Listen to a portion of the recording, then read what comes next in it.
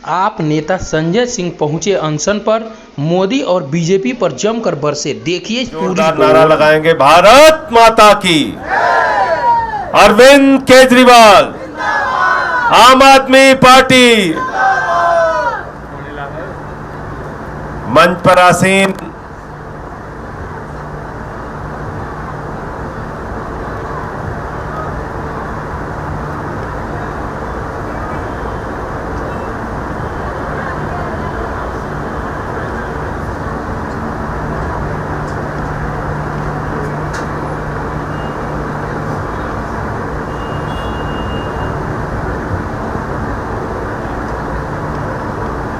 मंच पर आसीन दिल्ली सरकार की जल मंत्री और दिल्ली में पानी के संकट के सवाल को लेकर अनिश्चितकालीन अनशन पर बैठी आतिशी जी, हमारे सभी सम्मानित विधायकगण, पार्षदगण, विधानसभा के अध्यक्ष आदरणीय रामनिवास गोयल जी, महाराष्ट्र के प्रदेश अध्यक्ष जी, वहां के प्रभारी गोपाल भाई, अजीत भाई, धनंजय भाई, विजय भाई और यूथ विंग के हमारे प्रदेश के अध्यक्ष पंकज गुप्ता जी और नौजवान सभी साथी। यूथ विंग वाले पीछे मत रहिए, आगे रहा कीजिए आप लोग हैं। यूथ विंग आगे रहना चाहिए लड़ाई में, क्यों? एक बार इन नौजवानों के लिए भी तालियां बजाइए आप लोग। अब हर दिन एक न एक विंग की ड्यूटी लगेगी, कभी महिला विंग की, कभी ऑटो विंग की, कभी अधिवक्ता, कभी डॉक्टर विंग, सबकी ड्यूटी लगेगी। और इस सब पूरे काम को देखने की जिम्मेदारी भाई दिलीप पांडे जी और दुर्गेश पाठक जी, इन लोगों के ऊपर होगी। पूरा ये आंदोलन, ये अनशन जब तक चलेगा, हमारे दोनों साथी यहाँ जो भी जैसी जरूरत होगी, हम लोगों को भी कोई निर्देश देना होगा तो देंगे। मीडिया से संबंधित काम जैस्मिन भाई देख रहे हैं। और अभी आपने देखा कितने अच्छे तरीके से बहुत सारी बातें जो आप लोगों को, हमको सबको नहीं पता कि कितना प्रयास दिल्ली के जल संकट को दूर करने के लिए पिछले 10 साल में केजरीवाल जी की सरकार ने किया है। मैं चाहता हूं हमारे एक एक प्रवक्ता को यह बात रटी होनी चाहिए कि पिछले 10 साल में हमने कितना काम किया है। यह एक बहुत बड़ा बुनियादी फर्क है कि एक तरफ वो लोग हैं जो पानी की पाइपलाइन तोड़ने का काम करते हैं, जल बोर्ड का दफ्तर तोड़ने का काम करते हैं। एक तरफ वो लोग हैं जो गुंडागर्दी करने का काम करते हैं, भाजपा वाले, और दूसरी तरफ आम आदमी पार्टी के लोग हैं, केजरीवाल जी हैं, उनकी सरकार है, उनकी मंत्री हैं। कितना काम इन्होंने अनऑथराइज्ड कॉलोनीज के अंदर पानी पहुंचाने के लिए किया, कितना काम इन्होंने नई पाइपलाइन बिछाने के लिए काम किया। बताइए, 73,000 किलोमीटर, नई और पुरानी दोनों मिला के 7300 7,300 किलोमीटर नई पाइपलाइन बिछी और पुरानी पाइपलाइन को भी ठीक किया गया। लगभग 3,800 मीटर की पाइपलाइन ठीक किया गया। 3500 किलोमीटर 3500 किलोमीटर की पाइपलाइन ठीक किया गया। 7,300 किलोमीटर की नई पाइपलाइन बिछाई गई। आप सोचिए, 11,000 किलोमीटर की नई पाइपलाइन दिल्ली के अंदर बिछाई गई है। जो जब आपसे सवाल पूछते हैं बीजेपी वाले कि काम क्या किया, तो आपको ये बताना चाहिए, इसका तो रिकॉर्ड है, कोई छिपी हुई चीज नहीं है, 11,000 किलोमीटर की नई पाइपलाइन दिल्ली के अंदर बिछाई गई। आपसे पूछा जाए कि दिल्ली में पानी का संकट क्यों है, तो आप बताइए कि जब 1994 में आज की तुलना में आबादी कम थी, तब भी हमारा पानी का जो कोटा था वो 1005 MGD था। आज 94 से लेके 30 साल बीत गए। 30 साल में दिल्ली की आबादी कहां से कहां पहुंच गई। बावजूद इसके दिल्ली का जो पानी का कोटा है वो बढ़ाया नहीं गया। 1005 MGD पानी ही दिल्ली को मिल रहा है।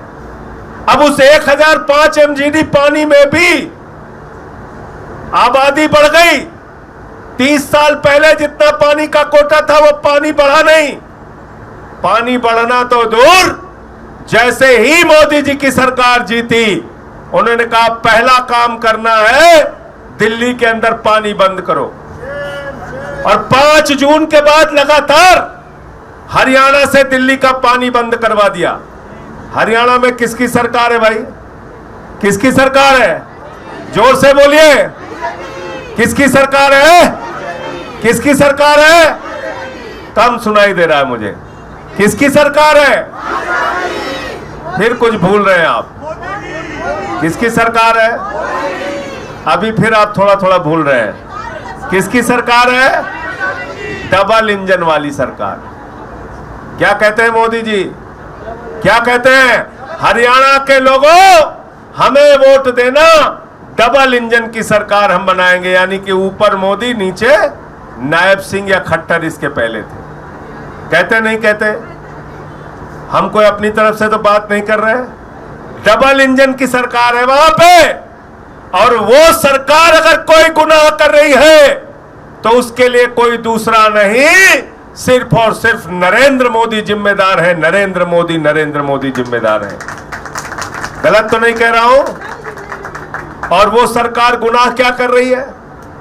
बिल्कुल ठीक कहा जैस्मिन जी ने। मुझे याद है, मैं बहुत छोटा था उस वक्त, कोई नौकरी नहीं करता था, लेकिन मन में एक जज्बा था। जब गुजरात में भूकंप आया था विजय भाई, तो मैं उस वक्त, जैस्मिन जी का भी ताल्लुक गुजरात से है, मैं उसकी फोटोग्राफ भी दिखा सकता हूं। अपने जिले में हमने चंदा इकट्ठा किया और चंदा इकट्ठा करके ट्रेन से जब भूकंप आया था तो वहां राहत सामग्री लेके गया था और राहत करने का काम किया। क्यों? क्योंकि अगर हमारे देश के एक हिस्से में, गुजरात में भूकंप आया है, लोग पीड़ित हैं, लोगों की जान जा रही है, तो मैं सुल्तानपुर के उत्तर प्रदेश में बैठ के शांति से कैसे रह सकता हूं? अपनी टीम लेके गया, वहां पे काम किया। मुझे आज भी याद है, कच्छी जैन सेवा समाज, उन लोगों के साथ मिलकर काम किया था मैंने वहां। फिर उसके बाद उत्तराखंड में भूकंप आया, अपनी पार्टी के कार्यकर्ताओं के साथ उत्तराखंड गया, वहां पे काम किया। दूसरे देश नेपाल में भूकंप आया, हमारे साथ सोमनाथ भारती जी, डॉक्टर सुरभि जी और तमाम पूरी टीम, हम लोग नेपाल गए, वहां पे काम किया। कश्मीर में बाढ़ आई, वहां पे आम आदमी पार्टी के कार्यकर्ताओं के साथ हम लोग गए, वहां पे जाके हमने काम किया। तमिलनाडु में जब सुनामी आई थी, और भाजपाइयों तुम तो झूठ बोलते हो, हम लोग प्रमाण के साथ बात करते हैं, सारे फोटोग्राफ्स आपको दिखा सकता हूं। तमिलनाडु में सुनामी आई, वहां अपने लोगों के साथ, सुल्तानपुर में अपनी जो संस्था चल रही थी उन लोगों के साथ गया, वहां पे काम किया। पूरे देश में कहीं आपदा आती है, केरल में आपदा आई थी, बाढ़ से केरल डूब रहा था। उस वक्त सभी सांसदों के लिए कहा गया, आप केरल की आपदा में अपनी सांसद निधि से 1 करोड़ रुपए तक की राशि दे सकते हैं। मैं सबसे पहले निकल के आया, मैंने 1 करोड़ की राशि अपने सांसद निधि से केरल के बाढ़ पीड़ितों के लिए दिया। ये कोई हमने एहसान नहीं किया।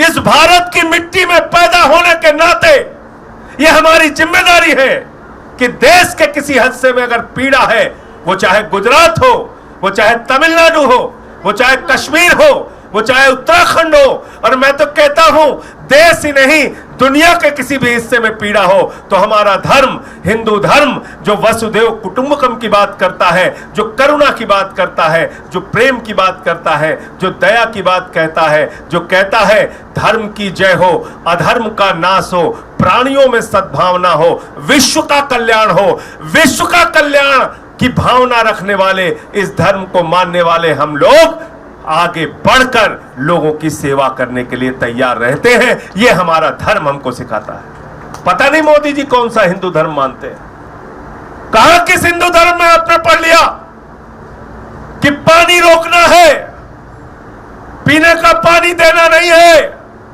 एक एक बूंद पानी के लिए तरसा देना है। किस हिंदू धर्म की शिक्षा ली आपने? इस्लाम को पढ़ लो, पानी पिलाना सबसे पुनीत कार्य बताया गया। सिख धर्म को पढ़ लो, पानी पिलाना, सेवा करना, गुरुद्वारे में लंगर चलाना, भूखों की भूख मिटाना, ये सबसे बड़ा पुण्य का काम बताया गया। और आज ये भाजपाई इतने क्रूर, इतने निर्दयी, पानी रोक रहे हैं दिल्ली के लोगों का। 100 MGD पानी तो अनशन के पहले रोका था। जिस दिन से आतिशी ने अनशन शुरू किया, मोदी जी ने कहा अभी तुझे सबक सिखाता हूं, भाजपाइयों ने कहा अभी तुझे सबक सिखाता हूं। दूसरे दिन 117 MGD पानी कम कर दिया, तीसरे दिन 110 MGD पानी कम कर दिया। यानी कि 28 लाख लोगों के पानी की जो कमी थी वो अब और बढ़ के लगभग 31 लाख लोगों के बराबर का जितना पानी होता है उतना कम पानी दिल्ली के अंदर छोड़ा गया। यह हाल हो गया है, यह हाल कर रहे हैं दिल्ली का। और आज मुझे बहुत ही शर्म आई।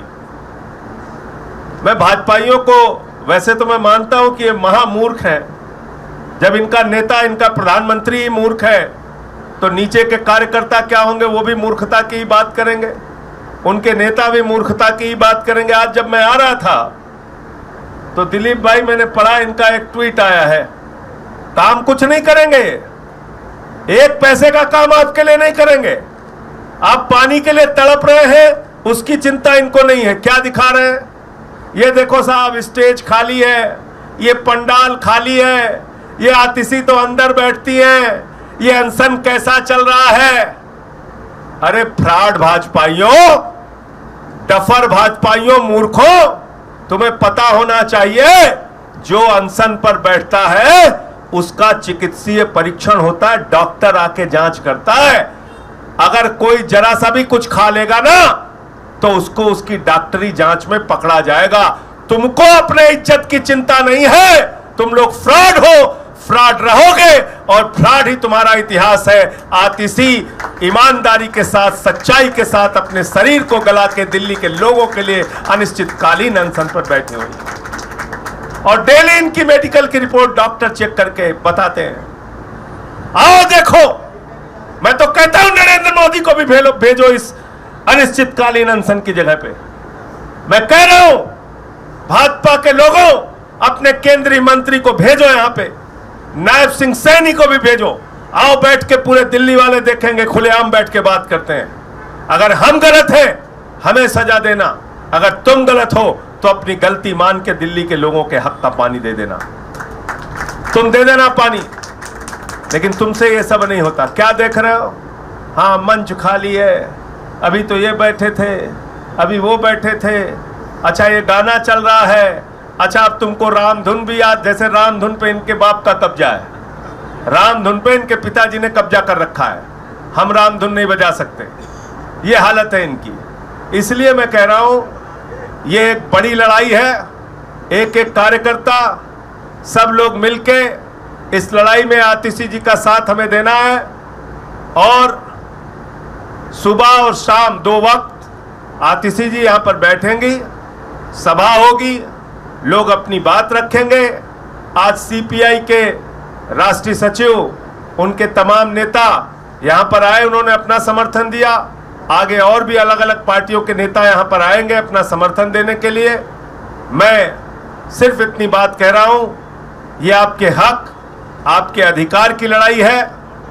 ये अकेले आतिशी की जिम्मेदारी नहीं है, ये इनका बड़कपन है, ये इनका हौसला है, ये इनका साहस है कि आगे बढ़कर ये दिल्ली के करोड़ों लोगों की, लाखों लोग जिनको पानी नहीं मिल रहा है, उनकी लड़ाई लड़ने के लिए अपने आप को खुद भूखा रख रही हैं, अपने शरीर को खुद कष्ट में डाल रही हैं। और जो ये भाजपा वाले मजाक उड़ाते हैं उसका जवाब दीजिए। गुंडे लोग हैं, मैं बार बार कहता हूं, ये सबसे बड़े गुंडे इस धरती पे पैदा हो गए हैं और पूरे देश से जब तक इनका सफाया नहीं होगा ये लोग सुधरेंगे नहीं। अभी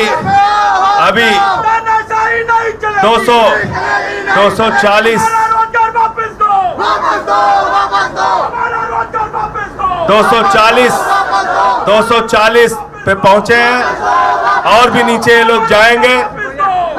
इनको सुधार करना बहुत जरूरी है। वंदे वंदे वंदे वंदे वंदे